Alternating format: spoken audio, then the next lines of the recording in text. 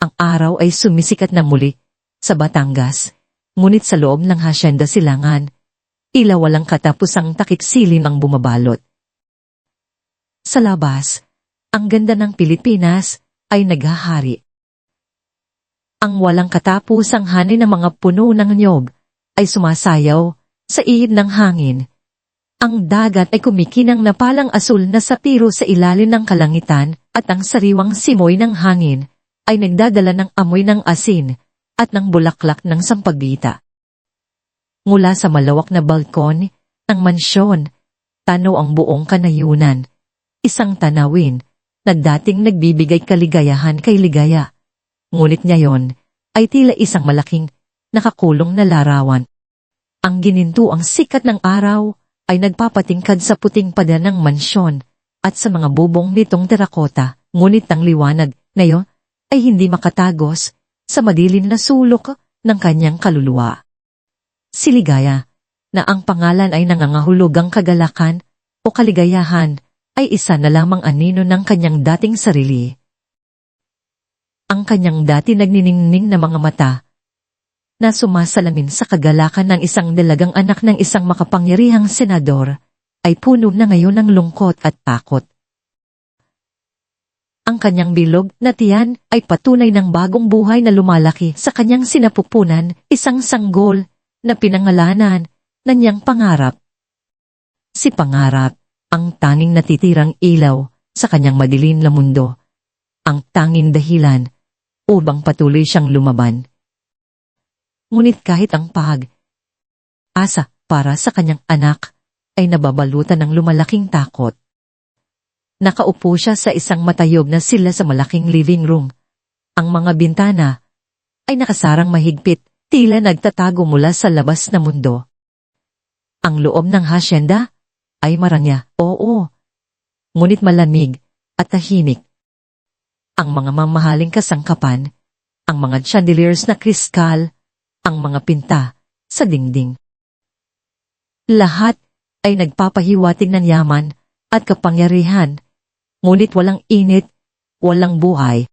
Ito ay isang ginintuang hawla, kung saan ang bawat araw ay lumilipas ng walang sisay, binibilang ang mga oras na lumulunod sa kanya sa pagkabahala. Ang buhay ni Ligaya sa Hacienda Silangan ay isang malaking bilangguan.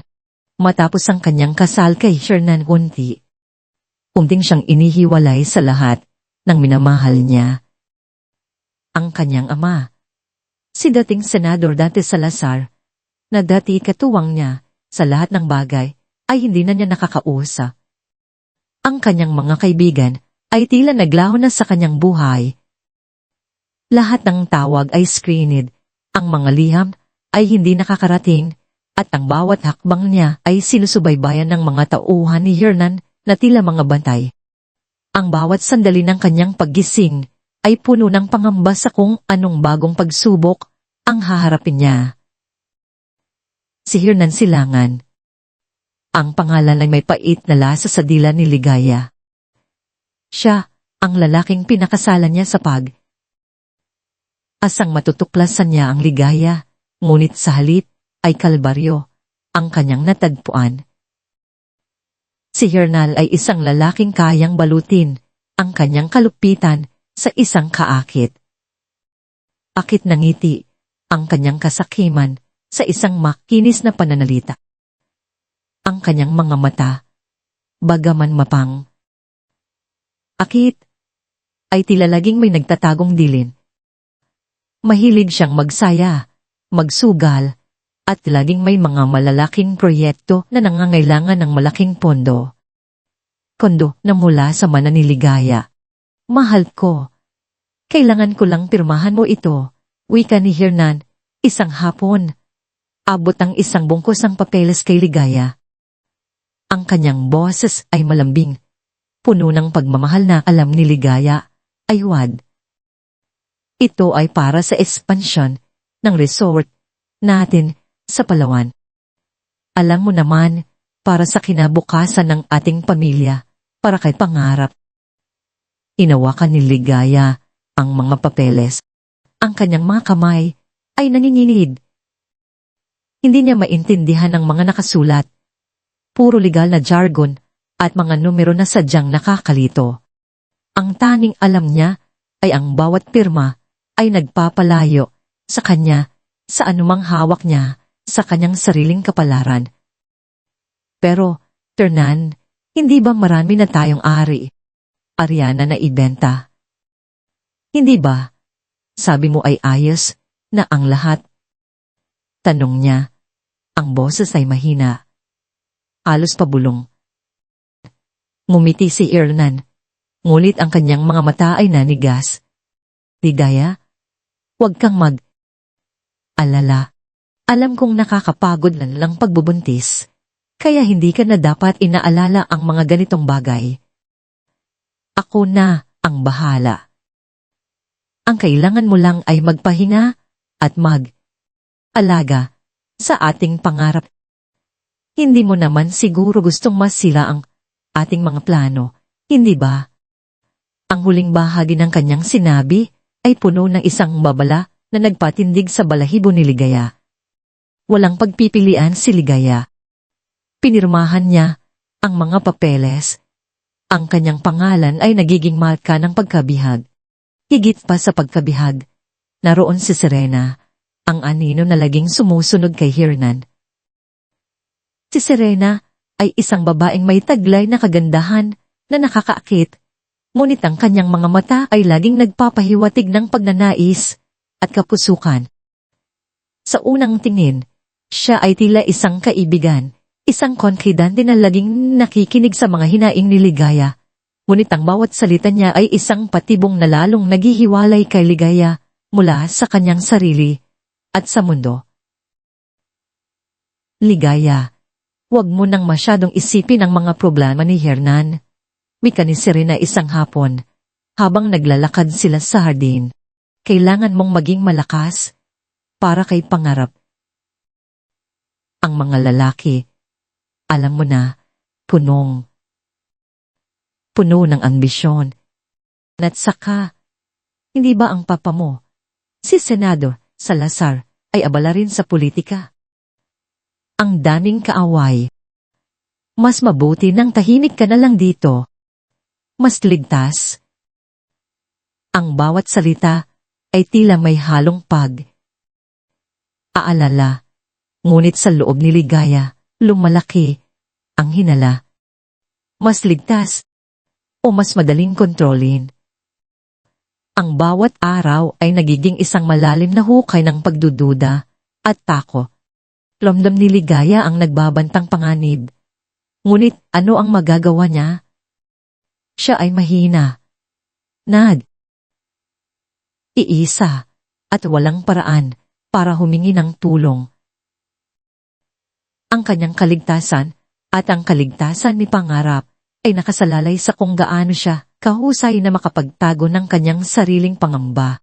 Hanggang sa isang umaga, isang bagong mukha ang dumating sa hasyenda. Si Manang Los Lenin de Reyes, o Manang Los, ay ipinakilala ni Hernan bilang kanilang bagong mayordoma, isang ipinadala raw ng kanyang ama, si Senador Salazar. Si Manang Los ay isang babaeng may gulang na, may malumanay na ngiti, at mga matang puno ng unawa.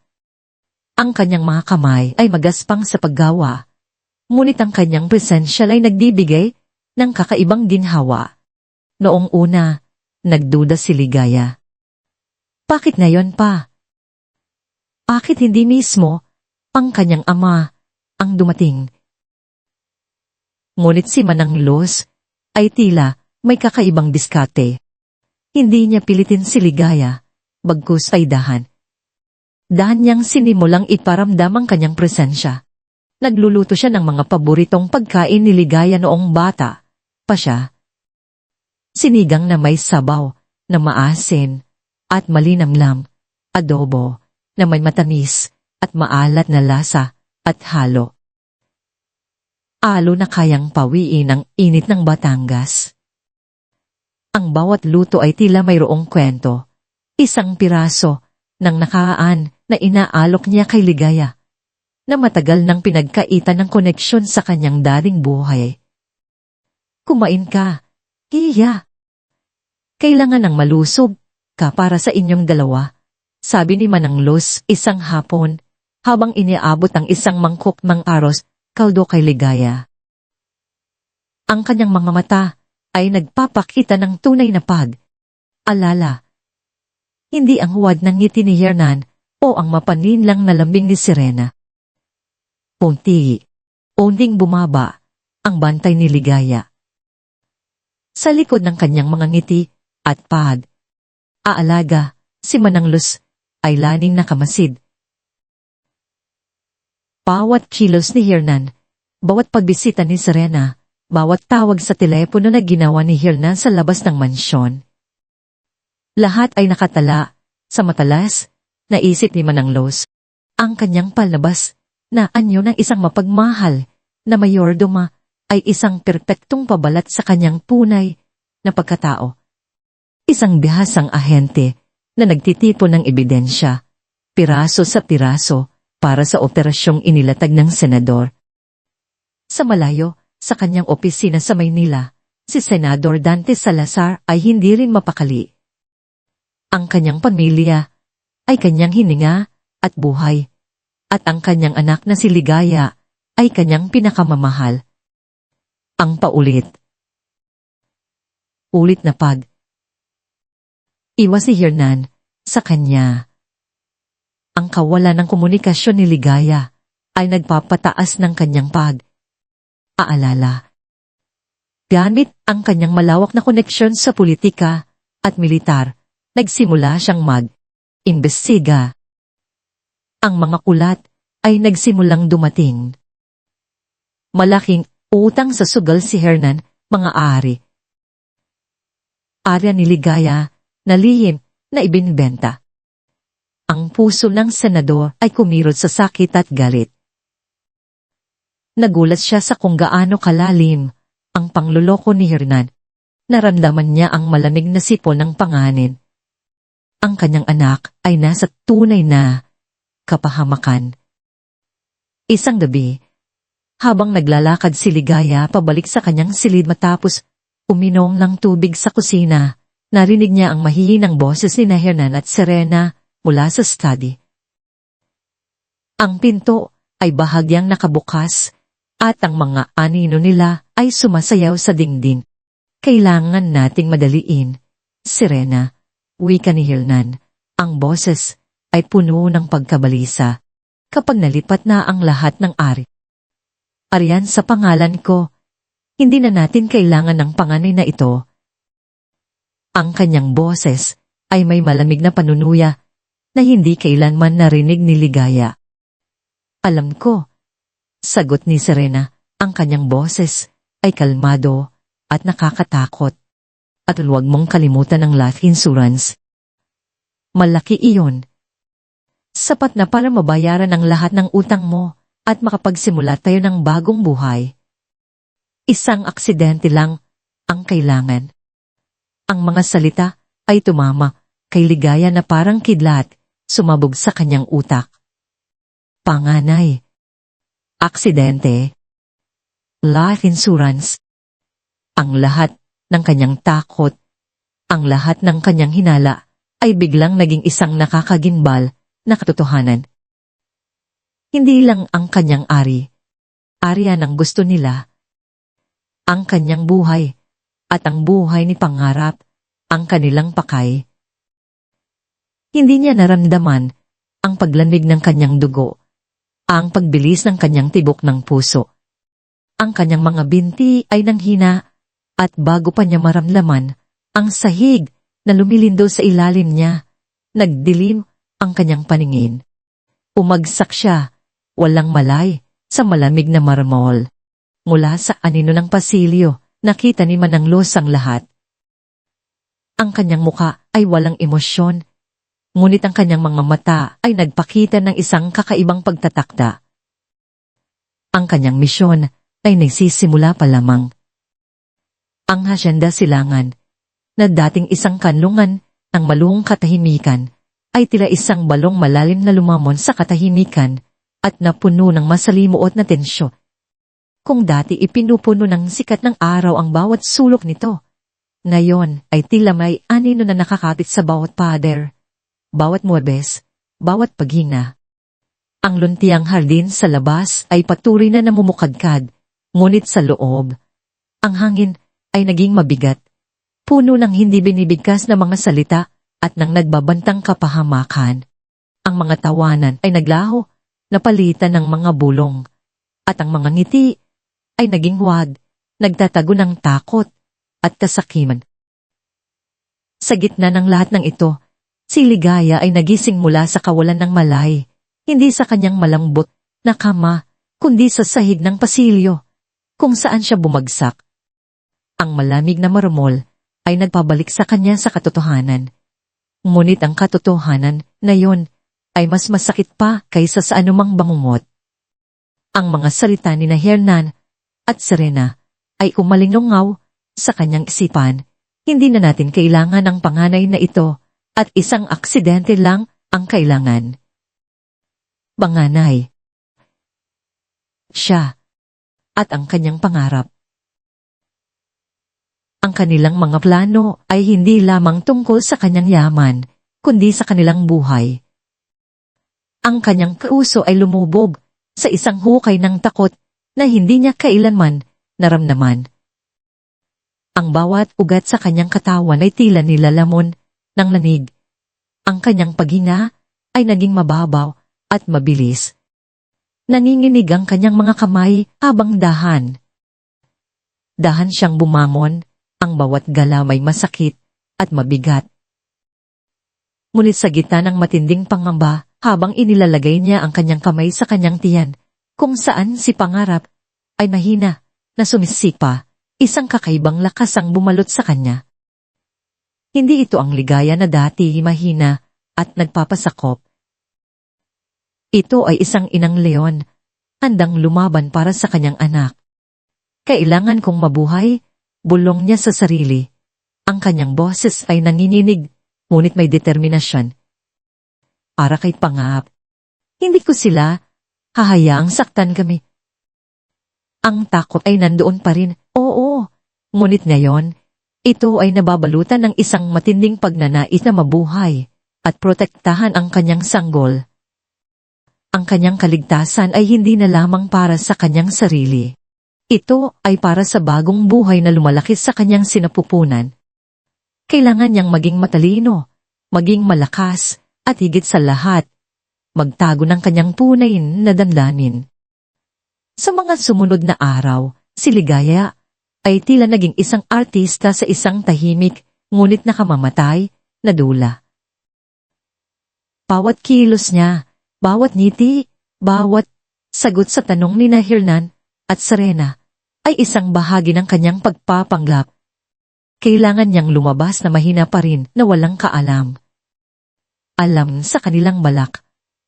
Nagpanggap siyang nanalambot, mas madalas na nagpapahinga.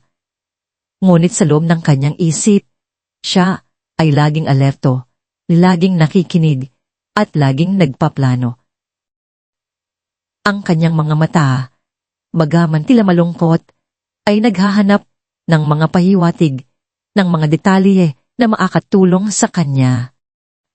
Samantala, sa likod ng kanyang mapagkumubang ngiti at mapag, alagang mga kamay, si Manang Luz ay naging masabala pa. Ang kanyang presensya ay tila isang anino, tahimik na gumagalaw, hindi napapansin. Ang kanyang pagiging mayordoma ay ang perpektong panakip sa kanyang tunay na miyon.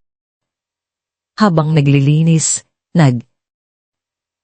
aayos, at naghahanda ng pagkain, ang kanyang mga kamay ay gumagalaw ng may layunin, nagtatago ng maliliit na aparato sa mga bulsa ng kanyang apron. Isang araw, habang naglilinis sa study ni Hernan at Serena, tahimik na inilagay ni Manang Luz ang isang microscopic listening device sa ilalim ng desk at isang kamera na kasing liit ng pindutan sa isang estande ng libro na katago sa likod ng mga makapal na bol.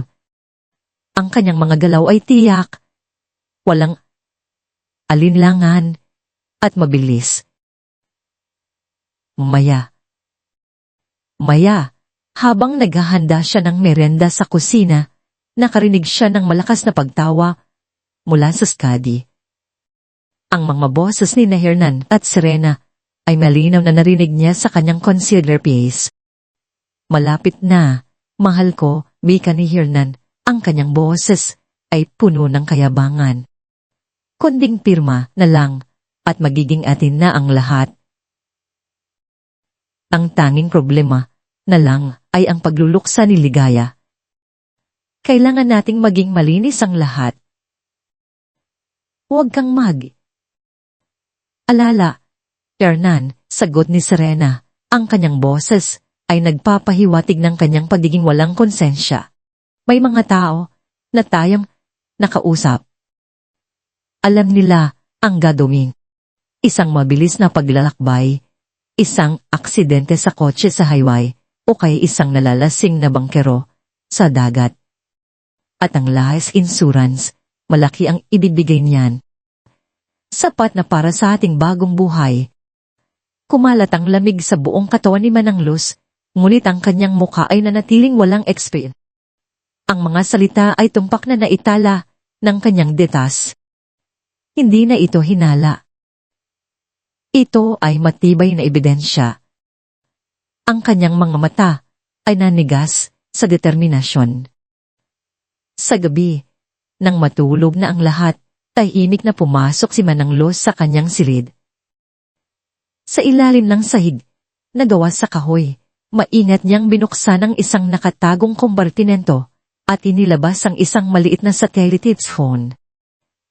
Ito ang kanyang linya sa labas ng mundo, ang kanyang tanging koneksyon sa tanang Salazar. Gamit ang isang encrypted signal, ipinadala niya ang mga audio recording at video clip. Kasama ang kanyang detalyadong ulat. Senador, nakumpirma ko na ang lahat. Ang kanilang mga plano ay mas masahol pa sa ating inaakala. Hindi lamang ariyan ng kanilang pakay, kundi pati na rin ang buhay ni Ligaya at ni Pangahap. Mayroon na akong sapat na ebidensya para sa isang matagumpay na operasyon, bika niya sa isang tahimik na boses sa telepono. Sa kabilang dulo, sa isang matayog na opisina sa Maynila, si Senador Dante Salazar ay pinanonood ng mga video at pinakikinggan ang mga recording. Ang kanyang mukha ay nanigas sa galit, ang kanyang mga kamao ay nakakuyom, ang kanyang ligaya, ang kanyang pinakamamahal na anak ay nasa bingit ng kamatayan. Ngunit ang galit na iyon ay mabilis na napalitan ng isang malamig at kalkuladong determinasyon.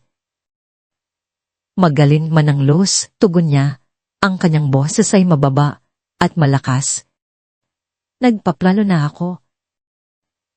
Ipunin mo pa ang lahat ng detalye na kaya mong makuha. Mahalaga ang bawat piraso. Kinabukasan, sa kanyang pribadong warong, tinipon ni Senador Salazar ang kanyang pinagkakatiwala ang mga tauhan.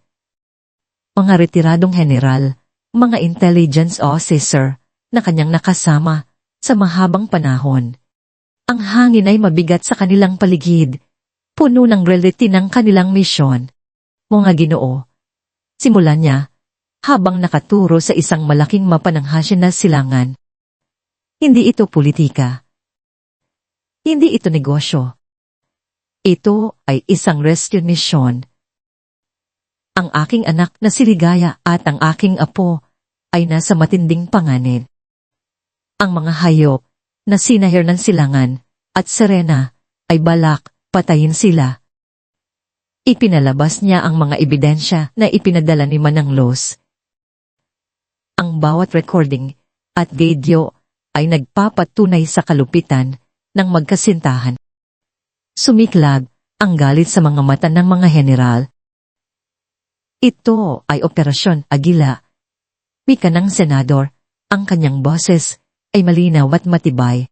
Agila, para sa bilis, sa presisyon, at sa kakayahang manghuli ng biktimang mula sa itaas, nang walang abiso.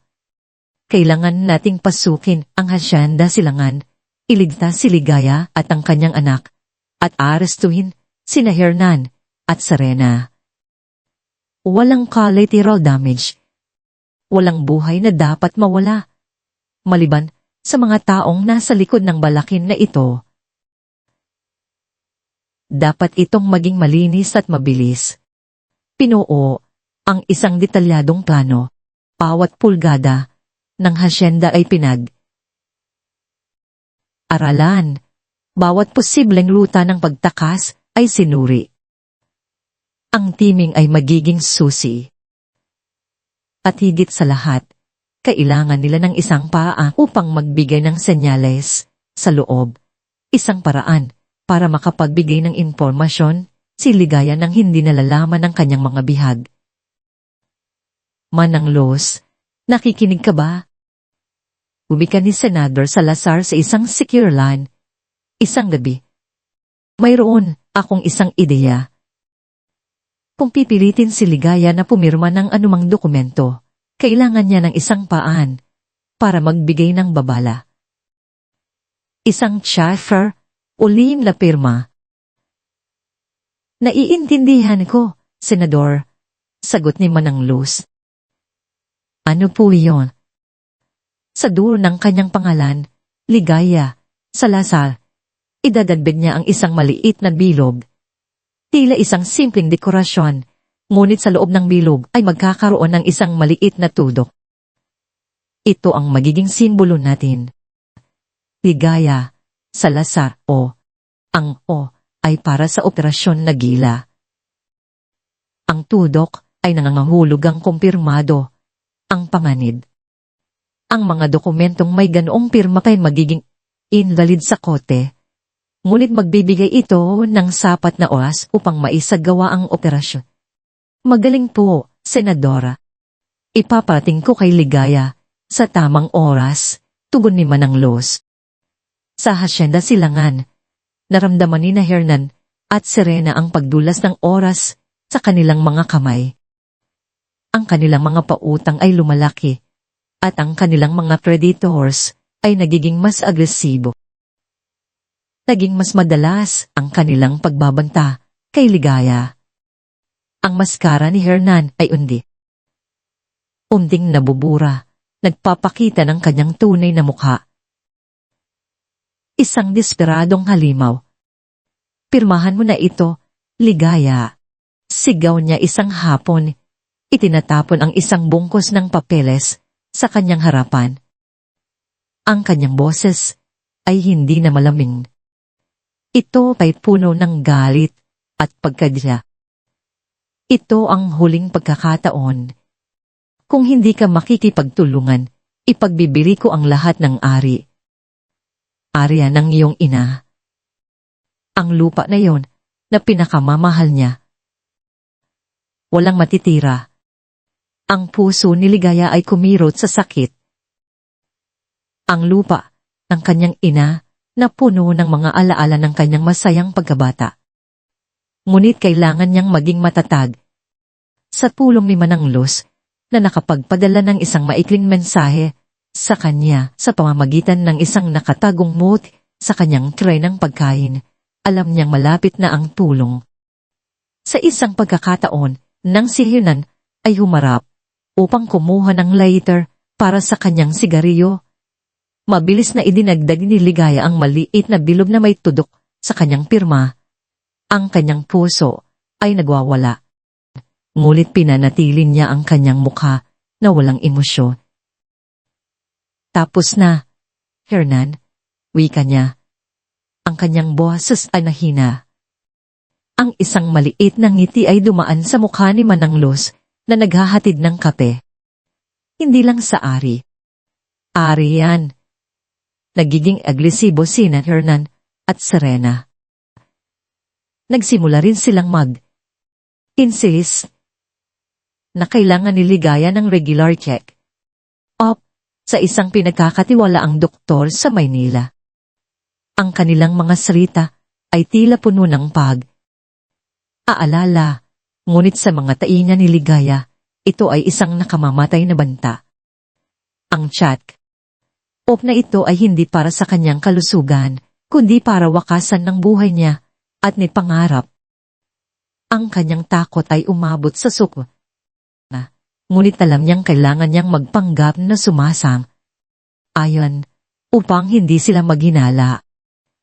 Isang gabi, habang naglalakad si Ligaya sa hallway patungo sa banyo, narinig niya ang boses ni Hernan at Serena. Sa pagkakataong ito, hindi sila nasa study, kundi sa isang maliit na silid sa dulo ng pasilyo na bihira nilang gamitin. Ang pinto ay bahagyang nakabukas. Kung sakaling magkaproblema, wika ni Hernan, ang kanyang boses ay bumulong, itago mo siya sa bodega ng alak. Alam mo, yung daanan sa likod ng malaking kabinet sa library. Walang makakakita doon. At saka, walang signal ng telepono. Magaling, tugon ni Serena. Malamig at madilim doon. Walang makakarating sa kanya. Ang mga salitang ito ay pumasok sa utak ni Ligaya. Bodega ng alak. Daana, sa likod ng malaking kabinet sa library. Ito ay impormasyon na mahalaga. Sa pagdaan ni Manang Luz sa kanyang tabi, na tila nagmamadaling pumasok sa kusina, kinindatan niya si Ligaya. Isang tahimik na komunikasyon, isang kumpirmasyon na narinig din ni Manang Luz ang lahat. Ang gabi bago ang operasyon, Agila, ay dumating, mabigat at tahimik. Si Ligaya ay hindi makatulog. Ang kanyang puso ay kumakabog ng malakas, at ang bawat ugat ng kanyang katawan ay tila puno ng kuryente. Ang bawat anino ay tila nagtatago ng isang banta. Ang bawat tunog ay tila nagdadala ng babala. Ngunit nang makasalubong niya si Manang Luz sa pasilyo, na aayos na mga bulaklak sa isang florera, ang kanilang mga mata ay nagtagpo. Si Manang Luz ay dahang tumango, isang maliit, halos hindi nakikitang kilos, ngunit ito ay puno ng kahulugan. Ito ay isang kumpirmasyon. Ang operasyon Agila ay handa na. Ang liwanag ng asa ay sa wakas, sisikat ng muli sa kanyang madilim na mundo. Ang dilim ay bumabalot sa Hacienda Silangan, isang dilim na mas malalim pa sa karaniwang gabi. Walang buwan. Anging mga bituin lamang ang kumikinang sa malawak na kalangitan ng Batangas. Tila mga matang nakamasid sa katahimikan na bumabalot sa malaking mansyon. Ang simoy ng hangin ay nagdadala ng amoy ng sangpagdita at ng sariwang lupa. Isang pamilyar na halimuyak na dating nagbibigay ginhawa kay Ligaya. Ngunit ngayon, ay tila may halong pangamba. Ang mga tunog ng gabi ay karaniwan, ang huni ng kuliglig, ang pagaspas ng dahon ng niyog, ang tahimik na pagdaloy ng ilog sa di kalayuan. Ngunit sa ilalim ng lahat ng ito, may isang kakaibang tensyon, isang nagbabantang katahimikan na tila udyat ng isang bagyo. Sa loob ng hasyenda, ang lahat ay tulog na o nagpapanggap na tulog. Ngunit ang hangin ay mabigat, puno ng hindi nalutas na mga lihin at ng nalalapit na paghaharap. Sa labas ng pader ng hasyenda, isang anino ang gumalaw. Hindi ito simpleng anino ng puno o ng isang hayop sa gabi. Ito ay isang anino na may layunin, may kakayahan. Sa ilalim ng madilim na takip ng gabi, ang operasyon Agila ay nagsimula. Ang mga piling tauhan ng Senador Salazar, mga bihasang militar at intelligence operatives ay tahimik na gumalaw, tila mga multo. Ang bawat isa ay nakasuot ng itim na uniforme, may mga night lotion, goggles at mga baril na may silencer. Walang tunog, walang pagsasarita. Tanging mga senyales lamang ng kamay ang kanilang ginagamit. Ang kanilang pinuno, si Colonel Ramon de la Cruz, isang dating kanang kamay ng senador at isang veteranong sundalo, ay nangunguna. Ang kanyang mukha ay seryoso. Ang kanyang mga mata ay matalin at ang bawat hakbang niya ay puno ng determinasyon. Ang misyon ay malinaw. Iligtas si Ligaya at ang kanyang anak at arastuhin ang mga may sala. Sa gilid ng hasyenda, kung saan ang bakod ay natatakpan ng makapal na mga halaman, isang maliit na geti ang dahan. Dahang bumukas, si Manang Luz na nakasuot ng kanyang karaniwang damit. Pahay ay naroon, ang kanyang mukha ay seryoso at ang kanyang mga mata ay naninigas sa pagtatakda. Ang kanyang mga kamay ay naninginig ng bahagya habang dahan. Dahan niyang binuksan ang gate na parang sinisigurong walang ingay na magaganap. Ngunit sa loob niya, ang kanyang puso ay kumakabog ng malakas. Ito na. Ang sandali na pinakahihintay niya, ang sandali na ibibigay niya ang katarungan kay Ligaya. Sa pagbukas ng gate, isang sulyap ang ibinigay niya kay Colonel de la Cruz, isang suyap na may halong pag, asa, at pagmamadali. Tahimik na pumasok ang mga tauhan, tila isang agos ang madilim na tubig na lumululod sa hasyenda. Ang kanilang mga galaw ay mabilis, mabusisi, at walang bahid ng pagdududa.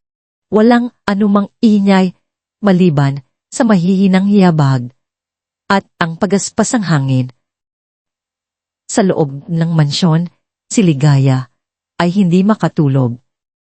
Nakahiga siya sa kanyang kama, ang kanyang mga mata ay nakatitig sa kisame. Ang kanyang tiyan ay mabigat at ang kanyang puso ay kumakabog ng malakas. Ramdam niya ang nalalapit na pagbabago, ang nalalapit na paghaharap. Ang bawat ingay sa labas ay nagpapatalon sa kanya, ang bawat anino ay tila nagtatago ng isang banta. Si Pangarap ay sumisipa ng mahina sa kanyang sinapupunan, tila nagbibigay ng pahiwatig o ng pangako. Malapit na. Anak, bulong niya, ang kanyang kamay ay nakahawak sa kanyang tiyan. Malapit na tayong makala. Ngunit ng katahimikan ay biglang napunit ng isang matinis na tunog ang pagbasag ng salamin. Kasunod nito ay ang mga putok ng baril, malakas at nakakabingi, na umalingaw sa buong hasyenda. Sumiklab ang kaguluhan. Ang mga ilaw ay biglang bumukas at sumara, nagpapahiwatig ng pagputol ng kuryente at paggamit ng mga generator. Ang mga sigaw ay nagsimula, mga sigaw ng pagkabigla at takot. Ang Operasyon Agila ay nagsimula na si Hernan, na nasa master bedroom kasama si Serena, ay nagising sa gulat. Ano iyan? Sigaw niya. Ang kanyang mukha ay maputla. Umamon siya mula sa kama. Hinahagilap ang kanyang baril na nakatago sa ilalim ng unan. Ngunit bago pa niya ito makuha, bumukas ng malakas ang pinto ng kwarto. Pang-unipormadong lalaki, may mga baril, ang pumasok. Hernan Silangan, nasa ilalim ka ng aresto. Sigaw ng isa sa mga tauhan. Ang utak ni Hernan ay mabilis na nagtrabaho. Desperasyon ang bumalot sa kanya. Wala siyang panahon para mag-iisip. Ang taning naisip niya ay ang kanyang insurance, ang kanyang kalayaan, at ang kanyang yaman. Sa isang iglap, tumalon siya patungo sa pinto, hindi para tumakas, kundi para kunin ang tanging bagay na alam niyang makakapigil sa kanila, si Ligaya. Nagmadali si Hernan patungo sa kwarto ni Ligaya. Sa pagbukas niya ng pinto, nakita niya si Ligaya, nakatayo sa gitna ng silid. Ang kanyang mukha ay puno ng takot, ngunit may bahid ng pag-asa. Ligaya, halika rito. Sigaw niya. Ang kanyang boses ay puno ng galit at takot. Bago pa makagalaw si Ligaya, hinila na siya ni Hernan ng marahas. Ang kanyang braso ay kinalagkad habang ang kanyang tiyan ay tumama sa pader. Uminda si Ligaya sa sakit, ngunit hindi siya pinansin ni Hernan. Isinandan niya ang isang matalim na kutsilyo sa leeg ni Ligaya. Ang kanyang kamay ay nanginginig. Huwag kayong lalapit. Kung hindi, papatayin ko siya. Sigaw ni Hernan sa mga tauhan na nakapasok na sa hallway. Sa gitna ng kaguluhan, hinila ni Hernan si Ligaya patungo sa skadi kung saan nakalatag ang huling bungkus ang mga papeles na hindi pa niya napipirmahan. Pirmahan mo ito, Ligaya. Ngayon na, pirmahan mo lahat. Gulo niya, itinulak ang panulat sa kamay ni Ligaya. Ang kanyang mga mata ay ligaw, tuno ng kabaliwan. Ang kanyang mukha ay pinagpapawisan at ang kanyang hininga ay mabigat. Nanginginig ang mga kamay ni Ligaya. Ang malamig na tali ng kutsil ay dumidikit sa kanyang balat at ang bawat pulso ng kanyang dugo ay tila nagpapahiwatig ng nalalapit na kamatayan. Ang kanyang mga mata ay nanlalabo sa takot, ngunit sa isang sulit niya sa kanyang tiyan, kung saan si Pangarap ay sumisipa ng mahina, isang kakaibang lakas ang bumarot sa kanya. Para kay Pangarap, kailangan niyang lumaban. Kailangan niyang maging matalino. Dahan, itinulak niya ang panuwat sa papel. Ang kanyang mga mata ay nakatitig kay Hernan, isang titig na puno ng hamon, isang titig na nagpapahiwatig na alam niya ang ginagawa nito at hindi siya matatakot. Sa bawat pirma, dahan niyang idinagdag ang maliit na bilog na may tuldok, ang lihim na Jeffrey na ipinagkaloob sa kanya ni Manang Los. Ang kanyang mga galaw ay sadyang mabagal, tila nagpapahiwatig ng kanyang pagtanggi, ngunit sapat na para maidiin ang kanyang lihim na senyales. Tapos na, bulong niya.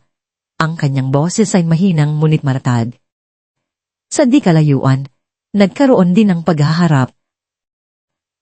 Si Serena, sa kanyang pagtatangka na tumakas, ay hinarang ni Manang Luz. Si Manang Luz, na biglang nagbago ang kanyang ano mula sa isang mapagpakumbabang mayordoma tungo sa isang bihasang ahente, ay hinarang ang daanan ni Serena. Saan ka pupunta, Serena?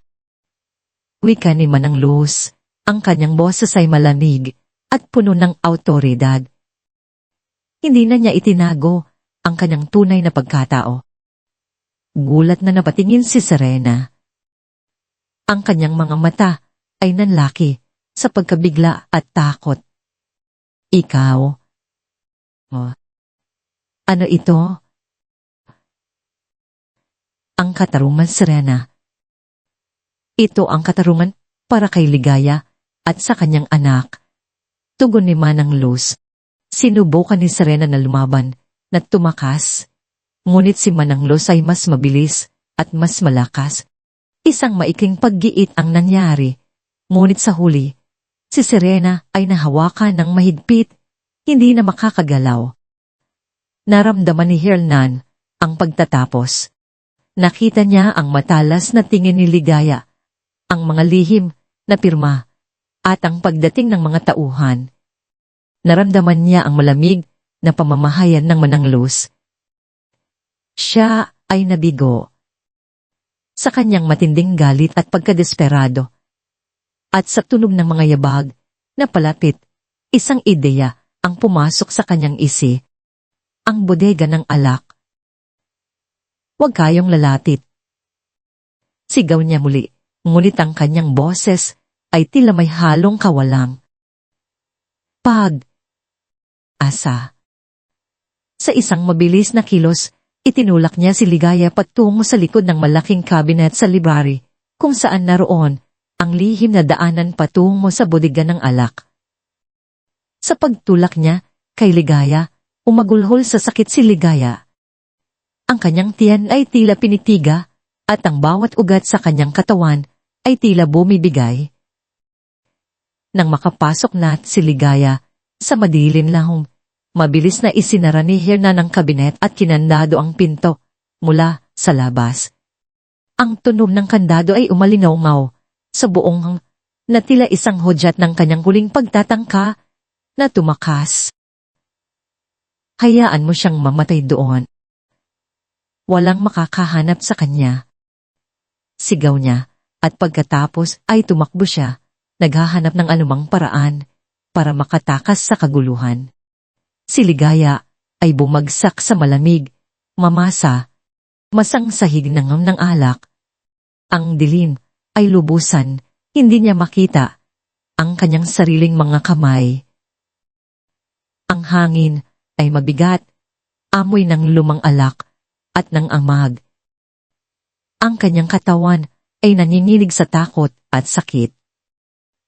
Ang kirot sa kanyang tiyan ay lumalala, hindi lamang dahil sa pagkakabunggo, kundi dahil sa isang kakaibang pakiramdam na alam niyang hindi na niya dapat maramdaman. Panganganak. Hindi.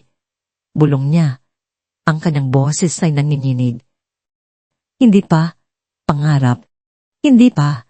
Ngunit ng kanyang katawan ay nagsisimula ng magprotesta. Ang mga contraction ay nagsimula ng dumating, mahina sa una, ngunit unting lumalakas, parang mga alon nang humahampas sa kanyang sinapupunan. Ang kanyang paghinga ay naging mabigat at ang bawat contraction ay nagdudulot ng matinding sakit.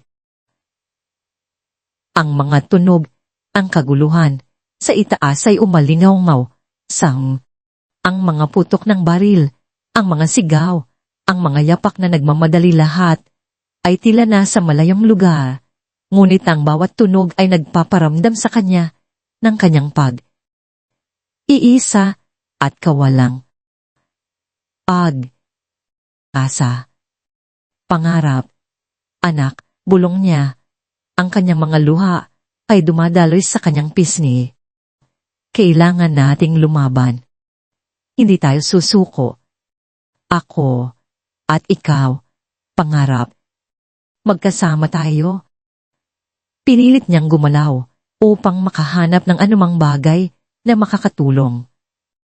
Ang kanyang mga kamay ay gumapang sa malamig na pader. Hinahanap ang anumang pwedeng pagkapitan, anumang makakagawa ng ingay.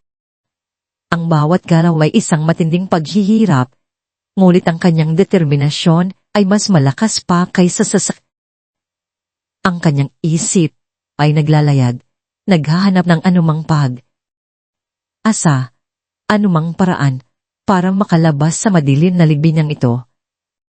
Ang kanyang mga mata ay nanatiling bukas, kahit walang nakikita, umaasa na may isang maliit na sinag ng liwanag ang darating. Sa itaas, si Mananglos ay mabilis na nagbigay ng direksyon sa Colonel de la Cruz. Sa ilalim ng library, Colonel. May lihim na ang nangalak. Diyan niya itinago si Ligaya. Agad na gumalaw ang mga tauhan. Sa pagdating nila sa library, nakita nila ang nakasarang kabinet. Walang alinlangan, inutusan ni Colonel de la Cruz ang kanyang mga tauhan na puwersahang buksan ang kabinet. Ang tunog ng pagkabali ng kahoy ay umalingaw-ngaw sa buong silid, na sinundan ng tunog ng iisang kandado na bumigay. Ligaya. Ligaya. Sigaw ni Colonel de la Cruz, ang kanyang boses ay puno ng pag-aalala. Sa wakas, isang maliit na butas ng liwanag ang pumasok sa madilim na Sa pagbukas ng pinto, nakita nila si Ligaya, nakahiga sa sahig. Ang kanyang mukha ay maputla at ang kanyang katawan ay naninginig. Ang kanyang damit ay basa sa pawis at dugo, at ang kanyang mga mata ay halos walang buhay. Nandito na kami, Ligaya. Sigaw ni Mananglos, na agad na tumakbo patungo sa kanya. Ngunit bago pa niya marating si Ligaya, isang malakas na inda ang lumabas sa bibig ni Ligaya. Ang kanyang mga contraction ay lumalakas at alam niyang hindi na niya kayang pigilan. Nanganganak na ako. Sigaw niya. Ang kanyang boses ay puno ng sakit at takot. Mabilis na gumalaw ang medical team na inihanda na ng senador. Isang doktor at 2 nurse ang agad na lumapit kay Ligaya. Sinuri ang kanyang kalagayan. Ang kanyang sitwasyon ay kritikal. Kailangan niya ng agarang tulong. Kailangan natin siyang dalhin sa ospital. Ngayon na. Sigaw ng doktor. Dahan. Ngunit mabilis na inilabas si Ligaya mula sa madilim. Ang sariwang hangin ay tila isang sumpa at pagpapala sa kanya. Sa labas, nakita niya ang nagkalat na kaguluhan, mga tauhan na naglalakad, mga kotse na nakaparada at ang pagkaaresto kina Hernan at Serena. Si Hernan, na sinubukang tumakas sa likod ng hasyenda, ay nahuli ng mga tauhan. Ang kanyang mukha ay puno ng putik at ang kanyang mga mata ay puno ng galit at pagkadesperado. Si Serena naman, na nakatali ang mga kamay, ay walang inik, ang kanyang mukha ay maputla at ang kanyang mga mata ay walang buhay.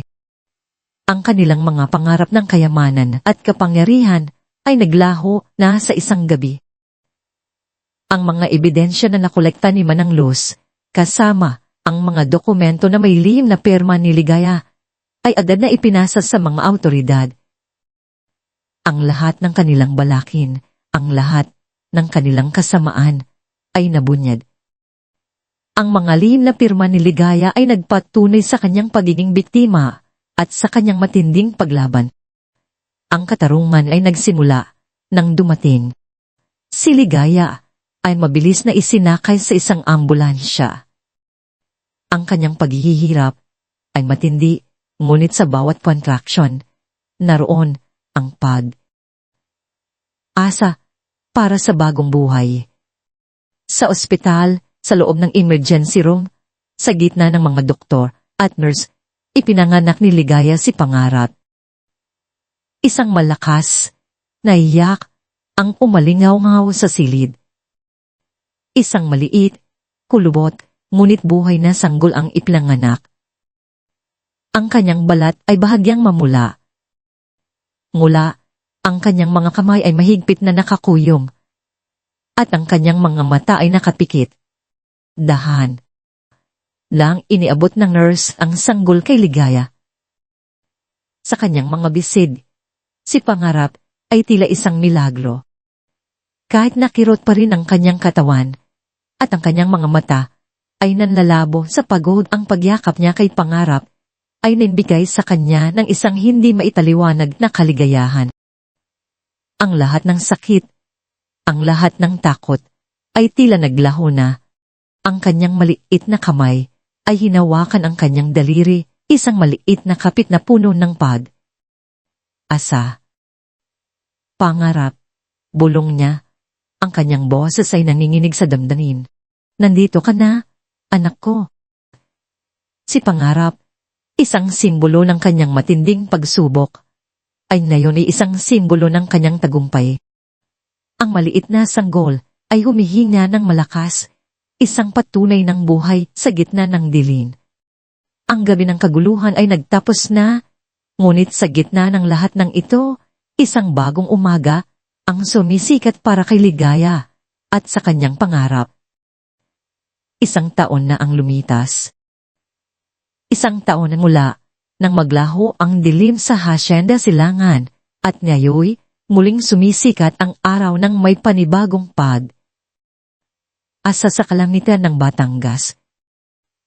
Ang hangin ay sariwa, nagdadala ng halimuyak ng mga bulaklak at ng dagat, hindi na mabigat sa pangamba at takot. Ang dating maranyang, ngunit nakakulong na hasyenda, ang pugad ng kasakiman at kalpitan, ay isang alaala na lamang. Sa kinaditirikan nito, isang bagong simula, ang umusbong, luntiang berde at puno ng buhay. Si Ligaya, na ang pangalan ay muling nagkaroon ng tunay na kahulugan, ay hindi na ang mahina at takot na babaeng biktima ng pang-aabuso. Ang kanyang mga mata, na dati puno ng lungkot at pag-aalala, ay ngayon ay kumikinang sa lakas at determinasyon.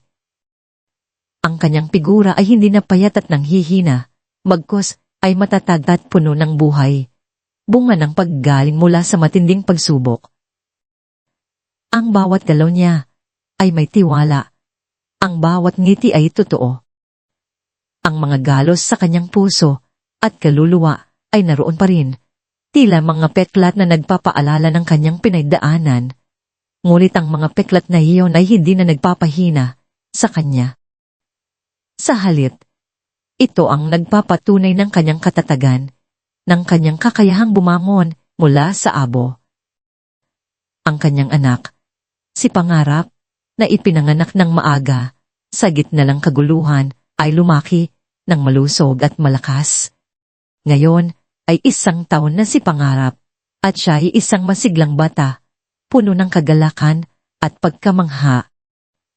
Ang kanyang mga mata ay malaki, at laging naghahanap ng bagong tuklas. Ang kanyang tawa ay matamis at nakakahawa, at ang kanyang mga paa ay laging handang tumakbo at maglaro. Si Pangarap, ang buhay na patunay ng himala, ng pag-asa na kayang umusbong kahit sa pinakamadilim na sandali. Ang nakaraang taon ay hindi madali. Ang pisikal na paggaling ni Ligaya ay sinamahan ng mas matinding emosyonal na paggaling. Maraming gabi siyang ginigising ng bangungot ng nakaran. Ang malamig na kutsilyo sa kanyang leeg, ang madilim laham ng alak, ang takot na mawala si Pangarap. Ngunit sa bawat paggising niya, naroon si Pangarap. Ang kanyang maliliit na kamay ay nakahawak sa kanyang leeg. Ang kanyang matamis na hininga sa kanyang pisngi. At sa bawat bagong umaga, nakita niya ang kanyang sarili na mas matatag, mas determinado, na hindi na kailanmang hahayaang mangyari pa ang ganoong bangungot. Ang legal na laban ay naging mahaba at nakakapagod, ngunit si Ligaya, sa tulong ng kanyang ama at ng mga ebidensya ni Manang Los, ay nanalo. Ang kanyang kasal kay Hernan ay opisyal na pinawalang pisa, at siya ang nakakuha ng buong kustodya kay Pangarap. Wala nang piring sa kanyang mga mata.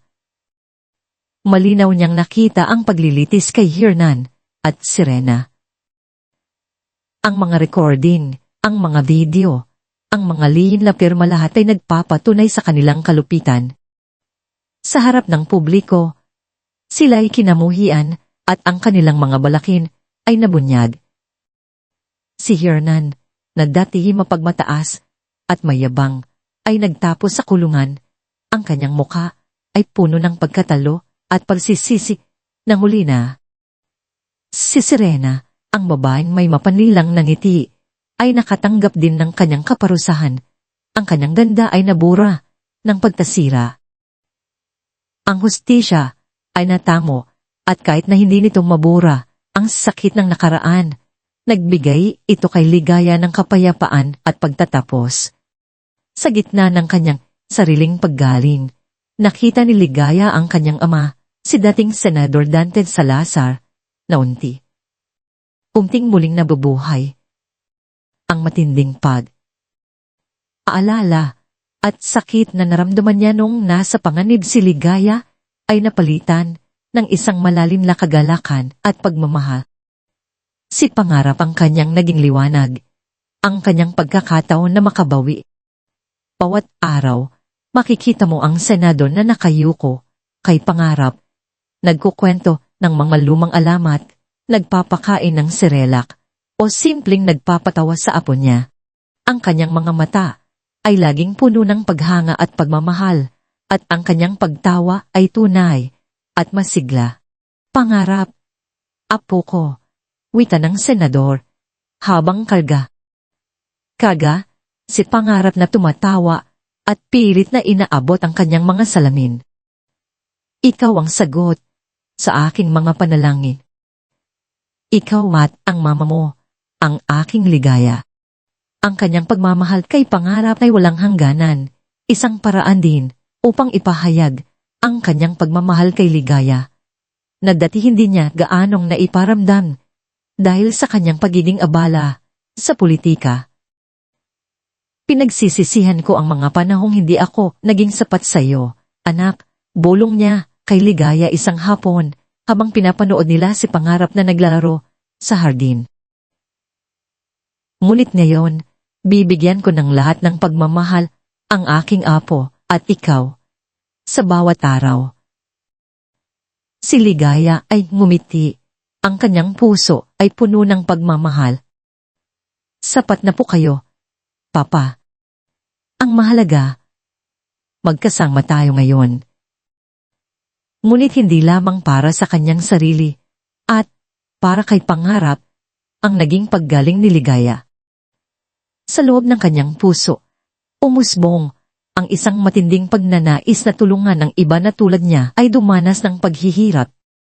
Ito ang naging pundasyon ng Puluwahati ang Kusay ni Kong Ninsuli.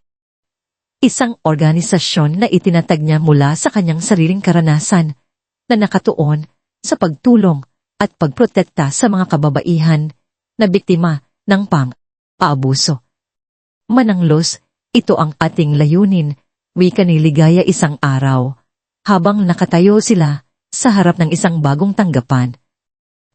Ang bawat babae ay tarapat. Dapat makahanap ng kanyang sariling ligaya. Ang bawat isa ay may karapatang maging ligtas, maging malakas, at maging malaya. Sinananglos na ngayon ay hindi na isang mayordoma, kundi ang kanang kamay ni Ligaya sa kuluwalhati ay ngumiti.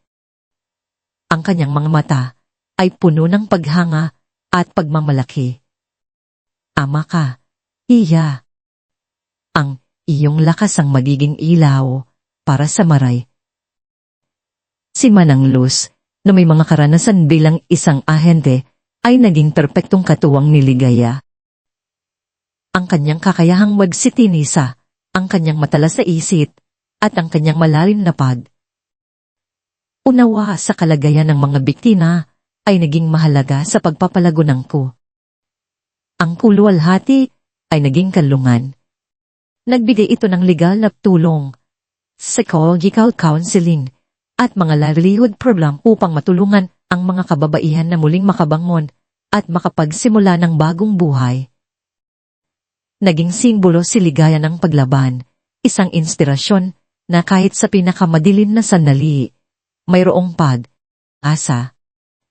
Sa bawat babaeng natulungan nila, nakita ni Ligaya ang kanyang sarili, at sa bawat ngiti ng pasasalamat, naramdaman niya ang tunay na kaganapan.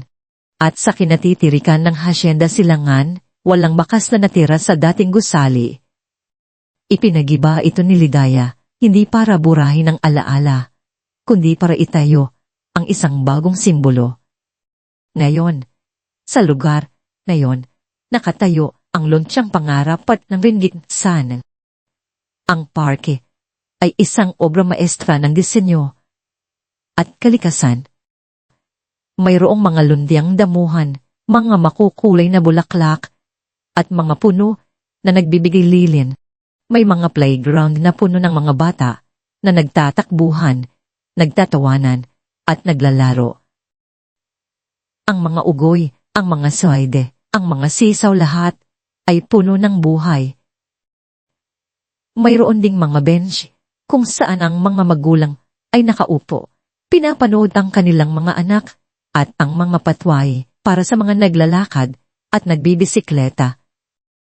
Ang dating lugar ng kasamaan ay naging espasyo ng kagalakan, ng pag-asa,